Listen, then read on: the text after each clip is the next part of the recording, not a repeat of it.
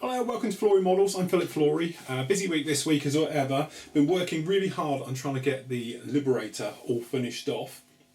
Now part 3 is on the site today, which is a little bit back in time frame with this one, but I've enjoyed this build thoroughly because it's an old kit. You know, this is the old it's Academy, but I think Mini crafted it before then and everything else, but it is recessed panel lines, which really helps because it gives you a good foothold to sort of, you know, with washes and weathering, things like that.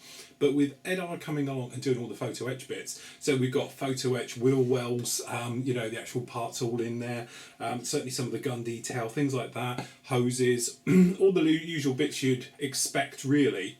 It really does bring the kit up to speed, so it just shows what a little bit of photo etch will do. Now part 3 of this is on the site, and then obviously it'll be parts 4 and 5, which are going to cover some more of the weathering and the things like that, and in a moment I'm going to show you a little clip on how I did some of the weathering on this one anyway.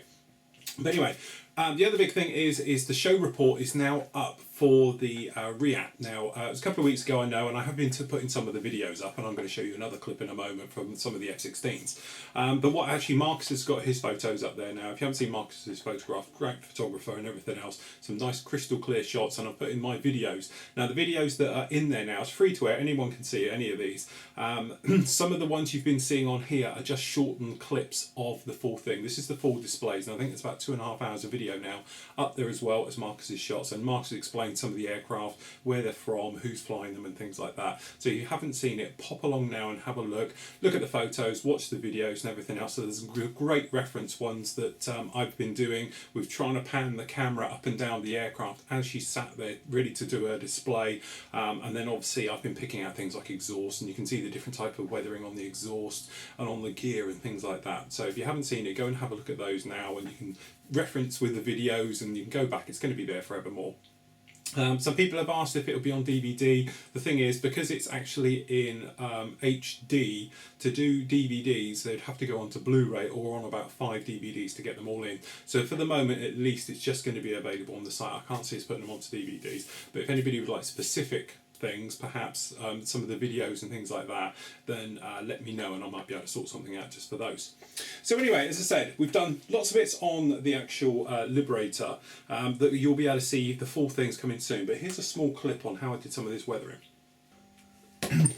Okay, so now we're going to give it a weathering wash. Dead simple. We can just use the Flory Models weathering washes right the way over absolutely everything. Now obviously you've got choice of colours. You've got the black, concrete, dark dirt, light dirt, mud, sand, you've even got rust. But for this, what we're going to use is the Jack of all trades colour, which is the dark dirt.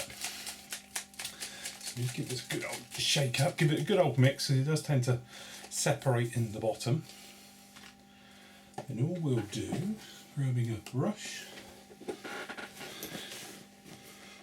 just got a clean brush, just been in water.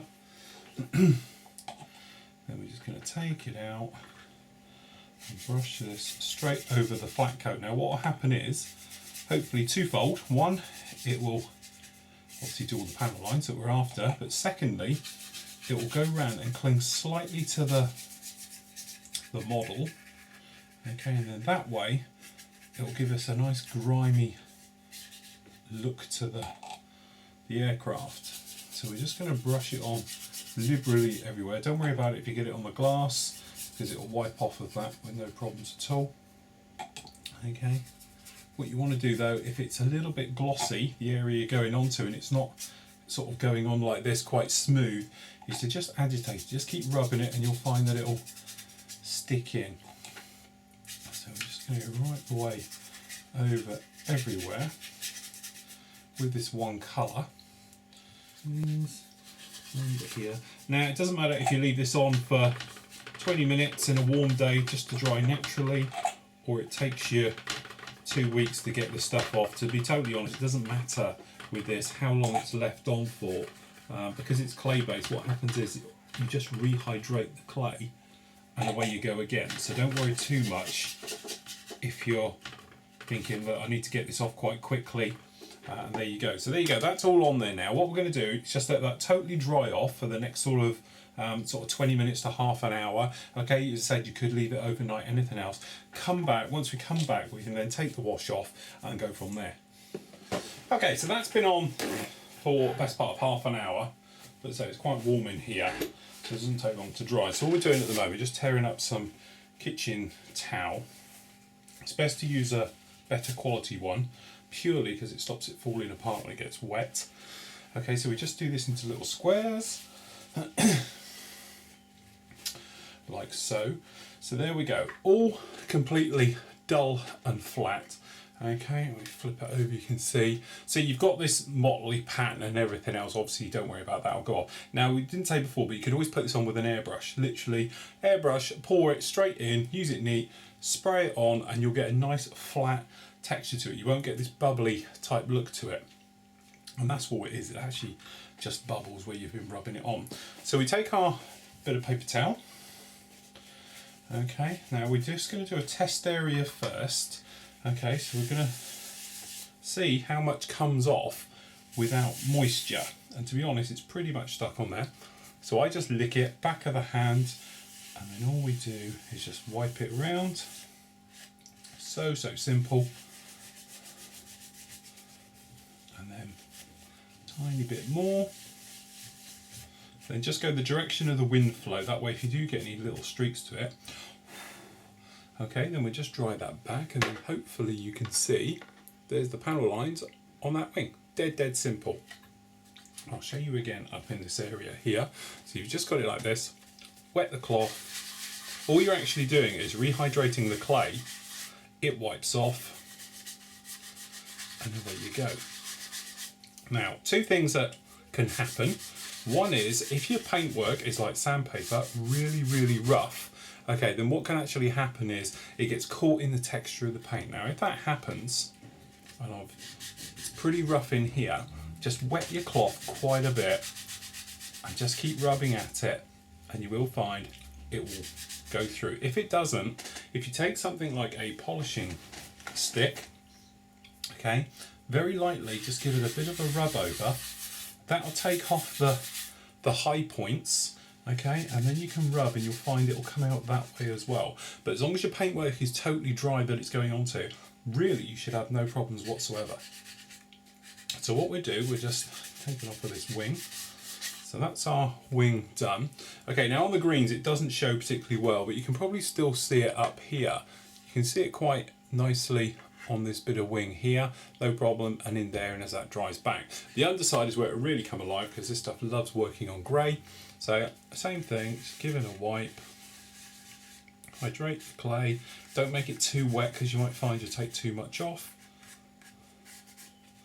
Just like so, okay, and then obviously if you use a circular motion, anywhere that you've sort of missed, we'll grind it back in, okay, and then once you've done it, just give it a brush in the direction of the airflow, and then voila, perfect panel lines every time. Really easy. And as I say, it doesn't matter, you could stop now, go off for the day, go off for the week, come back and carry on taking it off, and you'll be absolutely fine. But say if you do get any areas that stick, try a lot more water, try a little bit of sponge, but normally what it is just caught in the texture of the paint. Give it a polishing sponge just over it lightly, don't dig through it because you don't want to rub through your paintwork obviously. Just lightly over it, and then you go through. So I'm going to get the rest of the weathering wash off. Okay, so one of the last things we can do is give this a pigment scrub.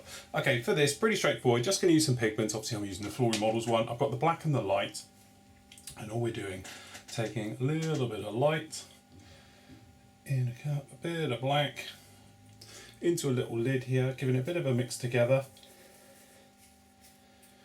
Just down in these. And then all we're doing, this gives you sort of a grey, gritty type of look. And then just as you would, take some off, put it onto a bit of tissue. This way you get it nicely smoothly going on.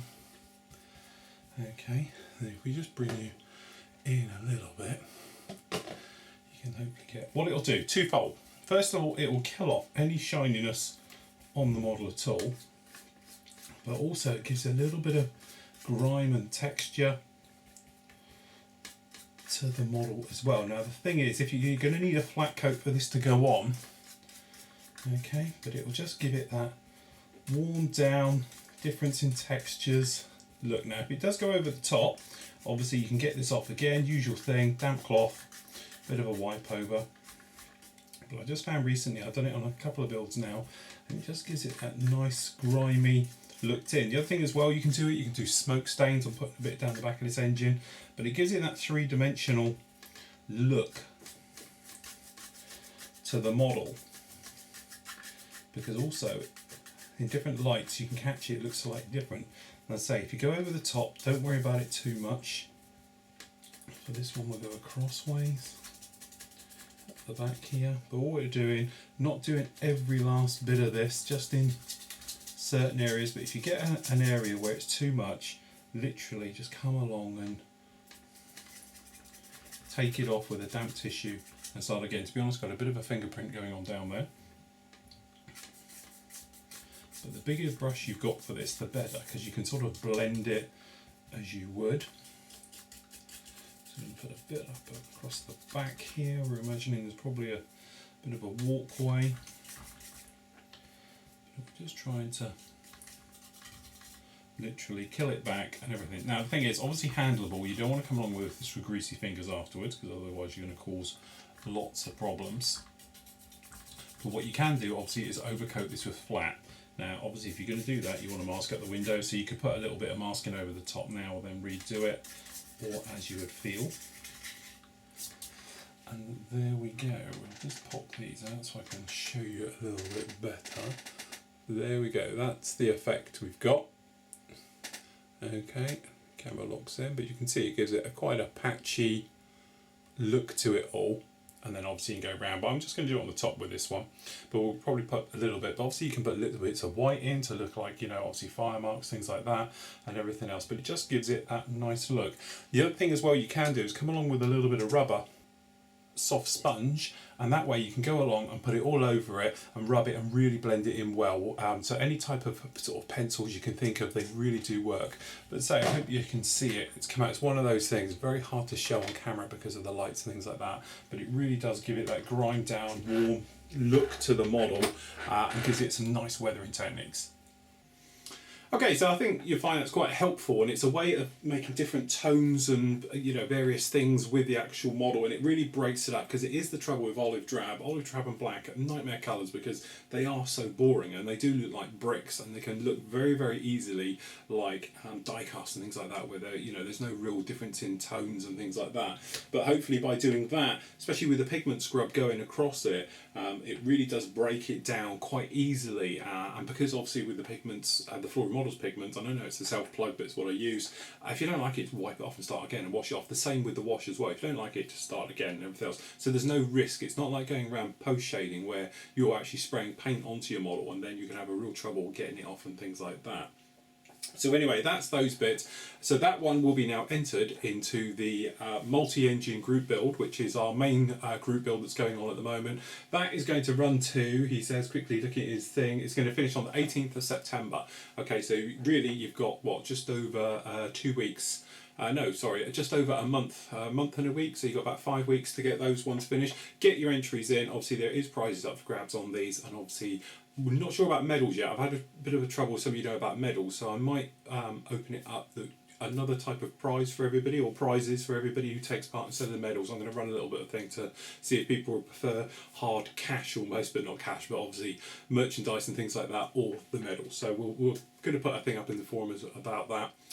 Okay, so group builds and SIGs, quite a few of them going on at the moment. Obviously the last one that just finished was the Axis or sort of German armoured fighting vehicles one. That finished last week. The standard of entry is absolutely off the chart as ever, and it's great to see weathering is really coming to the sort of forefront of everything. I know here at Flory Models we are weathering orientated because we do a range of washes and pigments, but certainly on armoured fighting vehicles people aren't using my stuff, they're using every means possible, and you know, absolutely great to see you know, tanks and stuff like that with heavy duty rust and weathering and everything else, and everyone sharing their techniques of how they've done it and everything else like that. So that's great to see. Normally we don't have overall winners as such on SIGs, as we know. Normally that's the area or the domain, certainly for full group builds.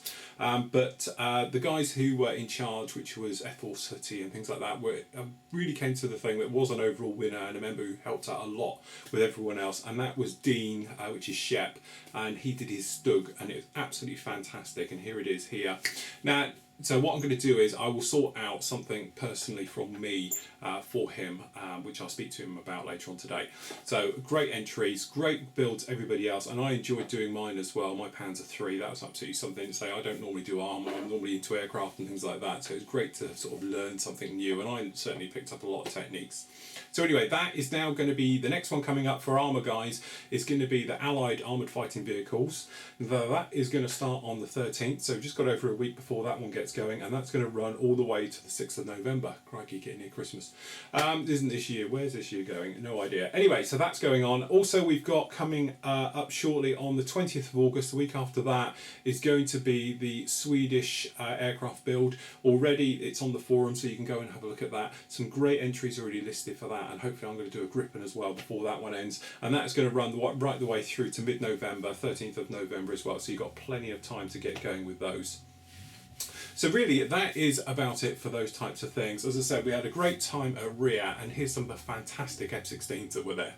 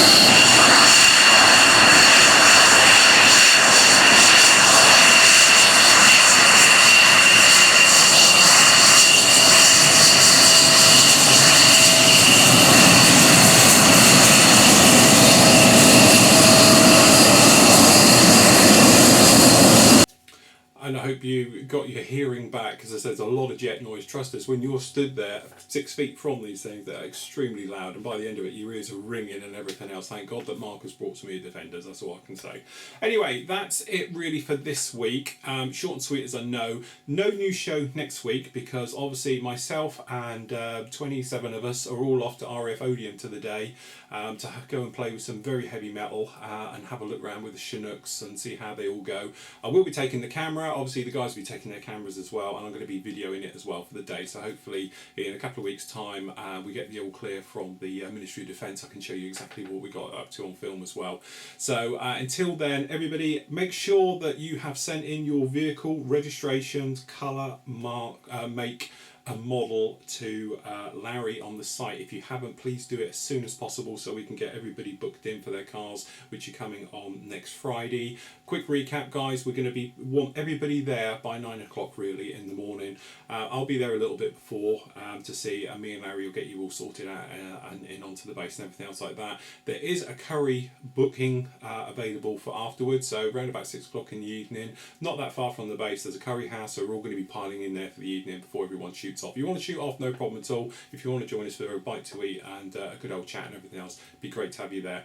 And so in 2 weeks' time, everybody take care, happy modelling, and we'll see you soon.